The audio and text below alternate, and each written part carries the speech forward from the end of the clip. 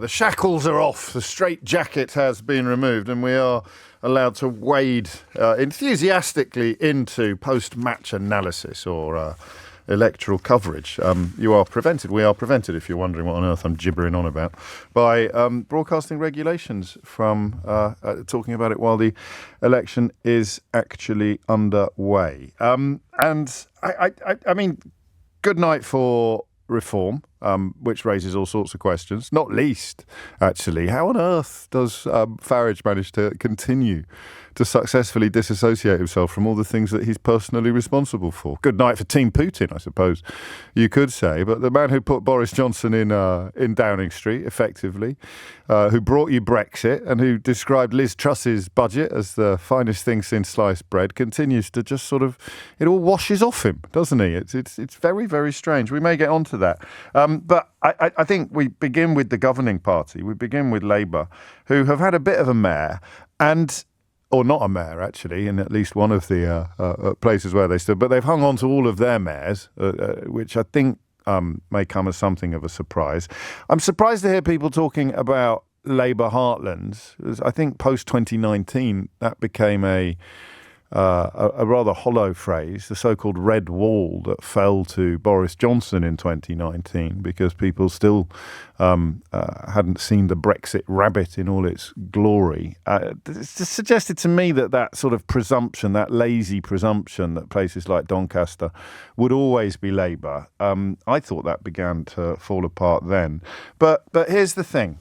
And this is a conversation that I have a little bit cautiously. There's two things you need to remember. This is a vote by a quarter of the population of England, give or take. So nothing in Scotland, nothing. I don't think anything in Wales was there. That's on the horizon, or Northern Ireland, and only a quarter of voters in England. So on the one hand, I don't want anybody to feel alienated by a conversation about something that didn't involve them, but I didn't have a vote and I'm fascinated by what's happened. So I think we can talk about it. I think we should talk about it. And we're also still 4 years maximum out from a general election, so as with opinion polls. In fact, one of Keir Starmer's first acts as Labour leader was to lose an unlosable by-election, wasn't it? And everybody started making noises about his leadership possibly coming to a premature end, which makes me a little bit wary of doing the same thing now. But I can't help noting the regularity and frequency with which people tell me Keir Starmer is the problem. I can't help noting it. And do you know what really brought it home this morning?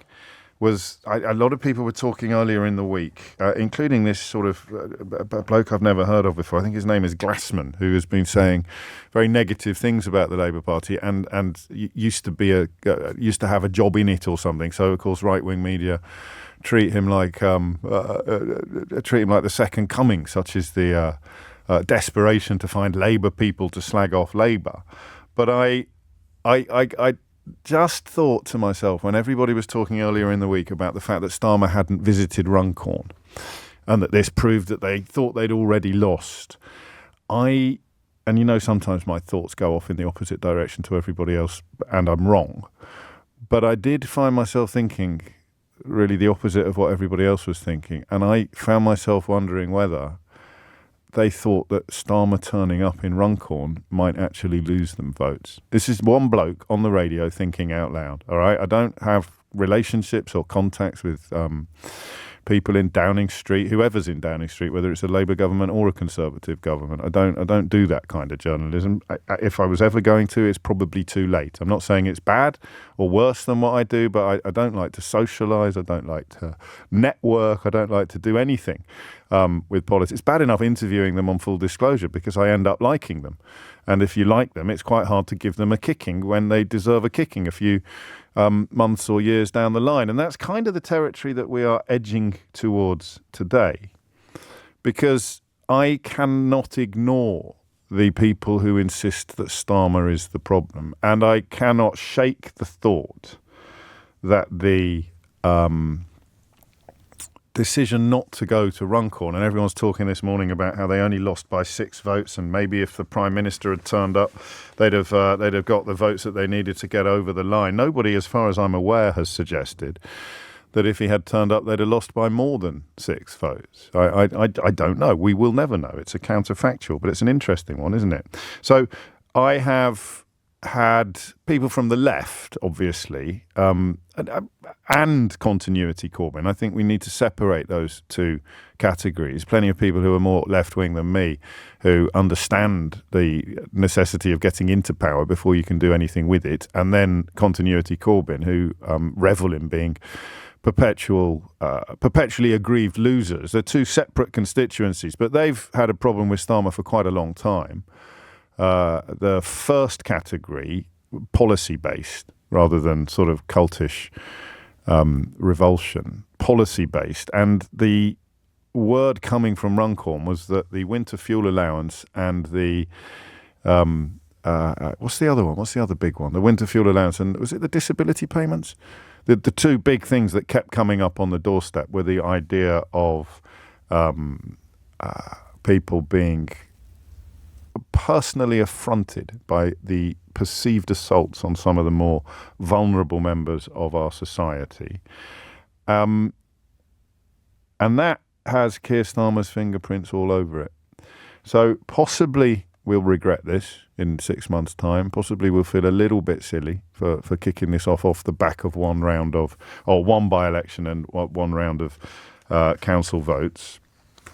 But is Keir Starmer becoming the problem? And you need to give me something sensible if you're going to answer yes to that question. Is the association that pops up in your head, the image that the words Keir Starmer brings up in your head, becoming a problem? It may be that whoever was leading the Labour Party at the moment would have suffered a similar result, but I can no longer ignore the idea or the number, the clamour, the volume of people identifying him personally as the problem. So, policy or personal?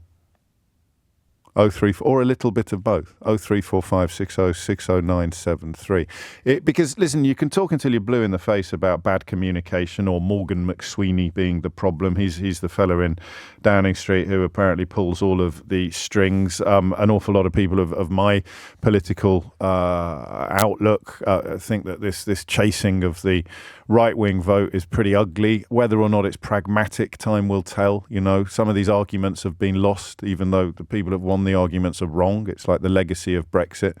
People think that persecuting immigrants will make their life better. It won't, of course, but so many people think it that the Labour Party sometimes seem to think that there's no point having the argument anymore. There's no point standing up for what is right and decent, and that is pragmatism. That is the absence of ideology that can be either a strength or a weakness. But I think if you are Prime Minister or if you are a party leader, then there is a question ultimately or eventually about whether you are doing good or harm in the role. I mean, you could ask the same question about Farage. The number of people that are violently opposed to him is one of the highest in political history. I think it's about half of the population who are repulsed by him. Whether or not that keeps a lid on their electoral ambitions, only time will tell. But I think we'll start today with the Prime Minister. And I'm going to invoke St. Carol of Vorderman at this point, if I may. And I'm going to tell you something I haven't told you before, which is when I interviewed Carol for full disclosure on stage in Leicester Square back in, I think, January. And Carol, if you don't know, is an incredible evangelist when it comes to tactical voting. She has worked very hard to give people the information that they need to vote in pursuit of a result, rather than wasting a vote on a candidate or a party that you like but has no chance of winning in the election you're voting in. Carol is very passionate about tactical voting. And she said something to me on stage that and this does not happen to me very often, I was so surprised by it that I didn't go there. I was so unprepared for what she said to me that I didn't follow up the line of questioning. It was really near the end of the interview, if memory serves. You can have a listen, get it down from Global Player and double check for me. But I think it was pretty near the end of the interview. Or I had a couple of other things that I needed to get to before curtains. but I didn't really explore it. She said something to me that took me so by surprise that I didn't really drill down into what she was saying and why she was saying it. And what she said to me was, and if this does turn out to be a case of premature speculation, then I'll blame it all on Carol Vorderman. But what she said to me was that she didn't think Keir Starmer would lead Labour into the next election. And she said it in January. And at the time, I'm sure she won't mind me telling you, I thought that was a little bit bonkers. And I may think it's bonkers again 6 months from now. And I remind you that one of Keir Starmer's first tests as the leader of the opposition was to lose a by-election that should not have been losable. And speculation began then about his leadership. He went on to secure one of the most epochal Labour victories in the history of general elections. So we may end up looking stupid, in which case I shall blame it all on Carol Vorderman. But I don't think it's a stupid question today.